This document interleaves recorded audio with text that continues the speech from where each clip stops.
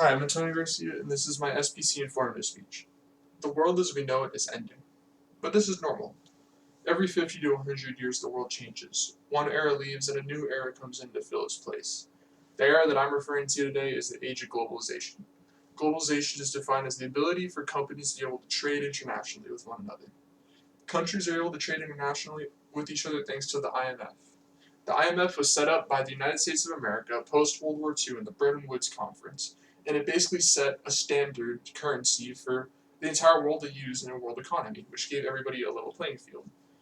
Basically, not basically, in the terms that they use, it set up foreign exchange for international currency. Now, the result of this is that every country in the world has a level playing field.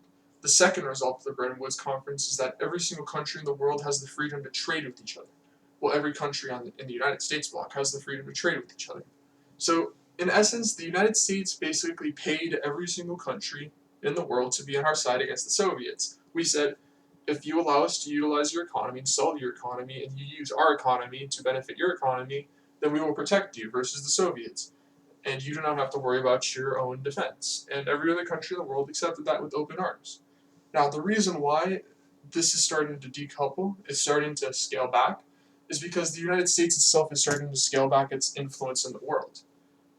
The United States is a self-sufficient country. It doesn't actually need the rest of the world in order to operate. It has its own independent energy system. It's a net food exporter, meaning that it has enough food to feed itself. It's a net energy exporter, meaning it has enough energy for itself. And it also has a large enough manufacturing base to be able to produce anything it needs. Now, because of this, the United States really doesn't have a need outside of security to hold up the world order. And ever since the Soviet Union fell, the entire system has really been working off inertia. Because there's no scary bad guy to the east to hold the United States in with the rest of the world. The United States doesn't really need the rest of the world economically. So because of this, we've been starting to see the decoupling of the United States military from every other military in the world, and the scaling back of the United States projection of power from the rest of the world. The United States has less people overseas. We're still protecting the seas. Our Navy still has a large presence, but in terms of every other branch of the military, it's been scaling back dramatically. Now, this has allowed other countries in the world, such as Turkey or Serbia, countries that don't fall under U.S. sphere of influence, to start stretching out more and to start becoming regional hegemons in their own right, because the United States is no longer exerting the same amount of influence that it once exerted. Now, one of the countries that benefited the most, actually the country that benefited the most from globalization is China.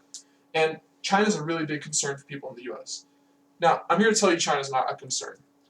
Even though China has the largest manufacturing base in the world, has more total ships than the US Navy, China really is not a threat because all of China's success is dependent on the US-led world order.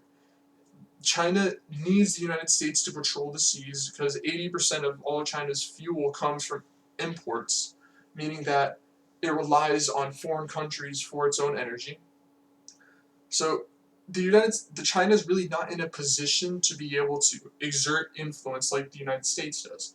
It's not its own self-sustaining system like the United States is. So therefore China can never really compete with that because it needs the rest of the world. Now, the rest of the world with China could compete with the United States, but that's a topic for another time. Now, China also has a second really big issue. China had enacted the one-child policy, which basically halved its generations. China post-World War II would be the people born post-World War II would be China's boomers.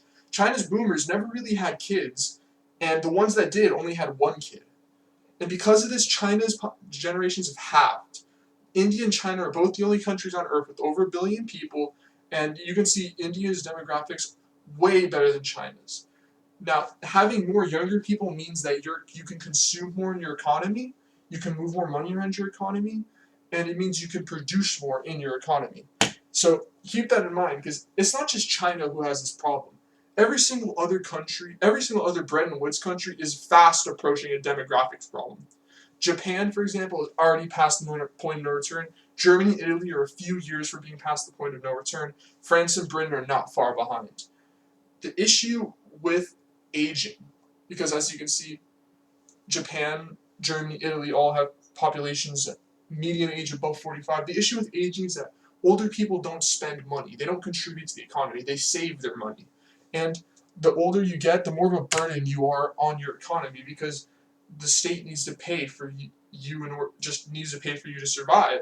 And you're not putting that kind of money back into the economy. So you become an economic burden on society. What this does, it translates to the rest of society, meaning that you can't have as high of a population in society. The GDP of the society goes down as the economy slows down. And Japan is the country that's been infected with this the most. They're the world's first post-growth economy. They're basically a forecast of what's to come for every single country in the world, except for the United States. And India should be on that list too. Mexico should be on that list. Vietnam. Countries that right now currently have small manufacturing but large young populations. The United States manufacturing relative is pretty small to what it used to be. So we're going to be seeing manufacturing going to those companies. And that's really what I want to stress on all this is that there's going to be a lot of new opportunities in the new world. It's not going to be an American, European dominated world. It's probably going to be an American, African, Chinese, Indian, Islamic, European. The world is going to be subdivided in different economic blocks based upon geography, and the world is going to be more unstable because of this. Global trade is going to be harder because of this. Companies like Huawei working in China can't operate in the United States anymore. We're already seeing a decoupling of foreign systems from each other. It's just going to increase. Entropy is just going to keep bringing everything apart. But it's not all doom and gloom because at the end of the day, the world is still connected. I can still pick up the phone and I can still call someone in Germany if I wanted to, and I can still send a letter to someone in China if I wanted to. That's not going to go away. What is going to change is the rules which companies and governments play in the international scene with each other. Now, I'm nervous for the future, but that's just because I want what's best for humanity. So, I wish us all good luck. Thank you for listening to my presentation.